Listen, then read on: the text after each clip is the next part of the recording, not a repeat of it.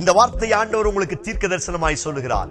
என் வாக்குக்கு செவி கொடுங்கள், அப்பொழுது நான் உன் தேவனாயிருப்பேன், நீங்கள் என் ஜனமாயிருப்பீர்கள் என்று ஆண்டவர் வாக்குத்தத்தம் பண்ணுகிறார். பல சமயங்களில் என்னை சுற்றிலும் இருக்கிறவர்கள் என்னை கண்டுகொள்வதில்லையே, நான் நம்பினவர்கள் என்னை கைவிட்டு விட்டார்களே, என்னை ஏமாற்றி விட்டார்களே என்கிற பரிதவிப்பு நம்முடைய வாழ்க்கையில் வருவதுண்டு. உதவிக்கு யாரு இல்லாமல் தனித்து விடப்பட்டவனைப் போல நானும் என் குடும்பமும் வாழ்க்கை நடத்தி கொண்டிருக்கிறோமோ என்கிற வேதனை நம்முடைய வாழ்க்கையில் வருவதுண்டு. தேவ பிள்ளையே, நீங்கள் தனித்து தள்ளிவிடப்பட்டவர்கள் அல்ல, நான் உங்களுக்கு தகப்பனாயிருப்பேன், நீங்கள் என் சொந்த ஜனம் என்று ஆண்டவர் வாக்குத்தத்தம் பண்ணுகிறார். அவரை சார்ந்து கொள்ளுங்கள், அவர் வாக்குக்கு செவி கொடுங்கள். சுற்றிலும் இருக்கிறவர்கள் என்னை ஏளனமாய் பார்த்தாலும் நீங்கள் சொல்லுங்கள், அவர் எனக்கு தகப்பனாயிருக்கிறார், நான் அவருக்கு சொந்த ஜனமாயிருக்கிறேன், அவர் என்னை மென்மேலும் பெருக பண்ணி உயர்த்த வல்லமையுள்ளவராயிருக்கிறார்.